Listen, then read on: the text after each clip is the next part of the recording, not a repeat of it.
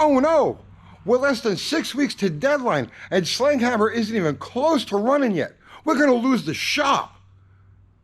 Okay, we're not gonna lose the shop. It's not that bad. And actually, Slanghammer is a lot closer to being a running car than I would expect it to be at this point. Progress is really moving along. I'm gonna go through all of that. I'm gonna show you the latest, where we're at, parts acquisitions, and then we're going to put this thing on the scales, because at this stage of the game, I'm dying to know what it's going to weigh. I have an idea. I'm going to see if it's going to be close. Right now, the way the car sits, the only things that are missing from this equation, making it a running car, would be the water pump and housing, alternator. There's no torque converter in it, no front pump.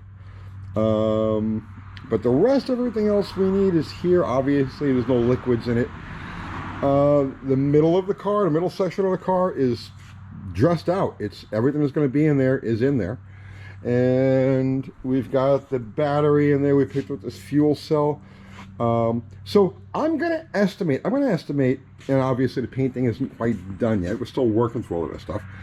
I'm going to estimate that right now the car is about 175. Oh, and it's missing a drive shaft. So right now I'm going to estimate the car is 175 to 200 pounds light of what it'll be when it actually rolls under its own power. So, but we'll crack open the scales in a few minutes. And then the other thing I want to do, because again, see, I'm dying of curiosity, is I want to see what class, theoretically, if this was an actual gasser from the day, I'd like to know what class it would fit into. And remember, those cars were on a cubic inch to weight basis. So you take the weight of the car, you divide it by the cubic inches of the engine, and that'll tell you what class you'd fit into. So we're going to do that today. Later on, let me give you a quick tour of what's going on first. So as far as the last update goes, I don't think anything is different under the hood here. The master cylinder's in. The brake, it's not a proportioning valve. It's because we're using drum brakes. It's just a distribution block. That's in. We had some of these comments. So in the last video we did with this, there was somebody that says, I'd never use a heavy truck frame to build a gasser. The frame, this car, in spite of all of the bulk, the framing is probably lighter than, overall lighter than what the car originally would have come with. Because remember now, the original car would have had a K-frame, upper and lower control arms, full suspension, right? The spindles and all. So this car over here, there is no K-frame or anything like that. It's a very simple steering setup. The frame rails themselves are open. They're C-channel frame rails, where the original ones would be boxed.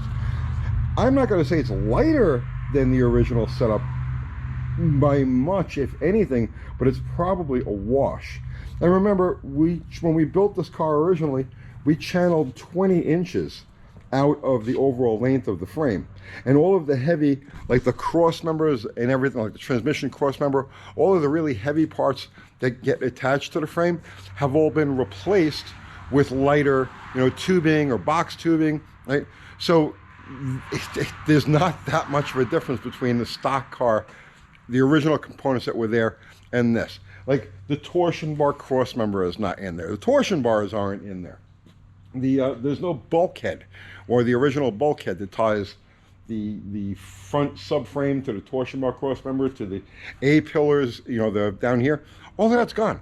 It's been replaced with just simple tubing and 16 gauge sheet steel to So while it's heavy by my standards, right? Because I mean, you take a car like Plan Z here. This thing is 2,100 pounds ready to run, right?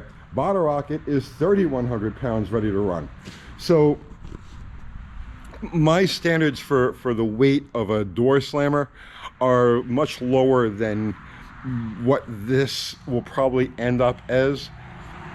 I'm going to break out the scales in a couple of minutes, but I'm going to guesstimate she's going to hit 3,700 pounds or thereabouts, with everything in it. So figure if we're shy about 200 pounds worth of odds and ends, she should be about 3,500 on the scales now. So we'll find out. Let me show you the progress, what's going on here. So this is from this random box of wires. The car's electrical system is happening. So, and it's almost all done. The headlights are all wired in. Okay, let's look at the the interior of this car. This is great. So here's what we got going on here. All of this wiring is just yet to be routed. So here's the entirety of the car's electrical system and all. These switches right here, this is the main power switch. This is the starter button, ignition button, and we're going to use an electric fan on this thing because of the way things are situated. A mechanical driven fan would be way too high in relation to where the radiator is. So for expediency's sake, we're going to put an electric fan in there. So that's what all of this is. This is all of the gauges we're going to use. So a voltmeter, water temperature, oil pressure. So that's it for that. Over here is a turn signal switch. So you toggle it this way for your left turns, you toggle it this way for your right turns, and this is the headlight switch. Done. There you go. That's everything we need. The shifter, I've had this thing laying around for years. It's not truly a 70s shifter, but it's close. I mean, if I find something cooler and older looking, we'll throw it in there. But this is it fits the car. It fits the head of the car. I think it looks pretty good. Seats are in. It's looking pretty good. This is the only other thing we're going to do is on the floorboard of the car here. We're going to use some of that non-slip like deck taping. Is that black charcoal gray deck taping? So we'll put that right here on the just where your feet go, and everything else will just be left white and bare like it is. And I think it looks snazzy as hell. All right. We ordered wheels. You know, we've got the tires that are going to go on Power Tour. The street tires we have are the same exact size as these slicks. These belong to the Junkyard Jet guys. These wheels are the Junkyard Jets. We ordered a set of wheels for the Power Tour. We also have a set of 15x10 slots that already have slicks on them for this car when we take it to the track. But we ordered a set of wheels to mount our tires on for Power Tour. We're not certain we're going to get them in time, so we'll probably end up taking the new tires that we got, mounting them on the 15x10 slots, and sending it that way. But either way, we'll be set as far as rolling goes. Out back here, picked up this cheap fuel cell, 50 bucks. Just got to put a hole in the floor to, for the sump. Our battery is in. Everything's all wired. So, and again, it's just detailing and finish work. Nothing crazy. Of course, in the classic hot rod tradition, the inner trunk lid is getting festooned with stickers. So if you've got a YouTube channel and you got a sticker and you want to see it here on the trunk lid of Slaghammer, send it to us. And we'll get it on there. We'll represent all of our friends.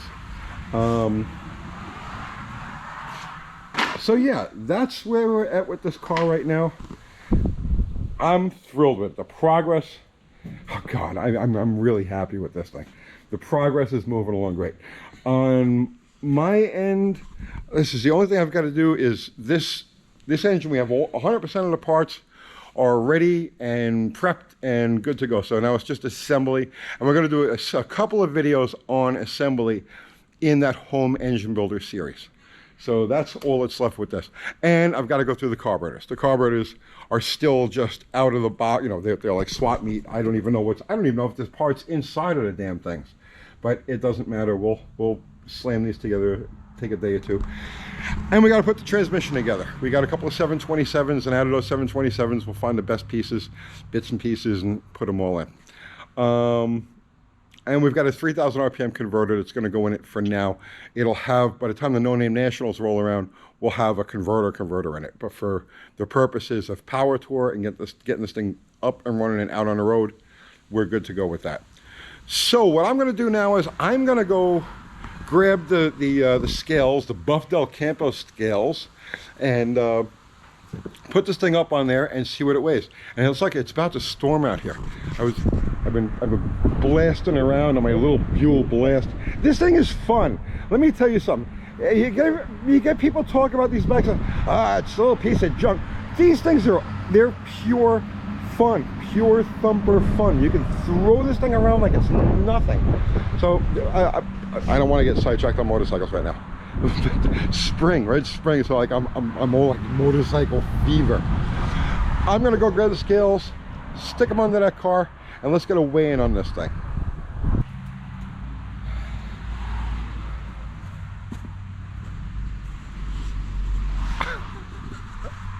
I'm in shock. All right, I have never in my life been so way off on any sort of weight estimate. Because like I'm a weight freak, I keep track of everything in my mind as I go along, right? This really surprised me. Okay, now just for the record, I weighed it. I says, no, that's not right. That's impossible. I redid all of the scales and did it again, and see same exact number. I don't know how this is possible. I honestly don't. Ready for this?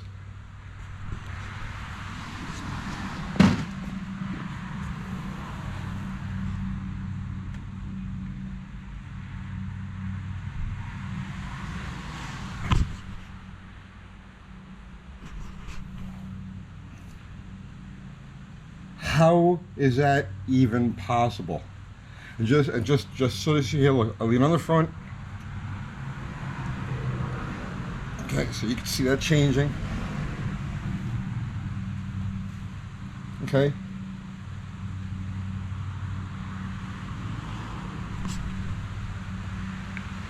It's ridiculously light. I'm gonna say let's add 200 pounds, right? Let's add 200 pounds. So this thing is gonna hit the starting line. Well, okay, minus Al. So Al's driving this thing, so whatever Al weighs. But the rolling weight on this car is gonna be under 3,100 pounds. That's a big block. Like that's a big block with a steel roll cage in it, you know, roll bar, steel wheels on the front and all. I'm lost for words. I had no idea this thing was going to be this light. Al and I, as we were going along, we were like, you know, mentally like, okay, well, you got to add this much for this much for that. Cross member is going to be this much. That's going to be that much. So we had numbers, like we had guesstimate numbers, and we did a video on this. We had guesstimate numbers that were all up in a 3,800 pound range. We missed by a drag strip. We missed by a whole drag strip.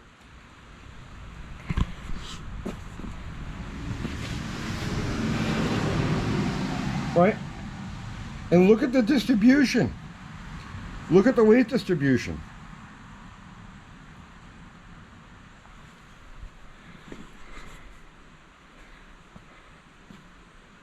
This car's gonna work really well. I'm gonna put this down for a minute. I'm gonna figure out on the calculator exactly what class this car would fit in as a proper gasser. Right back. Okay, so we're gonna calculate 3,100 pounds, right? Divided by 383 equals 8.09 pounds per cubic inch, which means that this car would fit approximately in a traditional rules. The car would be a B gasser, which would be someplace between 7 and 9 pounds per cubic inch. It's like right there exactly in the middle. So we've got a street legal B gasser. I can't believe how light this thing is. All right, so I gotta get away from this now, and I gotta get that motor prepped so we could shoot that video tomorrow. And for updates on this thing, for updates on Slaghammer, Mopar Al, he's covering every little bit that he's doing on this car over on his channel. So head over there if you want to see like daily updates on this, or buy daily, because he's got other projects going on too. He's working on some late Hemi stuff. You guys are into late Hemi stuff, go over there and check that out too. But yeah, you can follow the just about daily updates on this car over on Mopar Al's channel. Go over there, subscribe, do all of that good stuff. Great guy, great channel, and 3,100 pounds. Take that. I would never build a gasser with a heavy truck frame. See you tomorrow.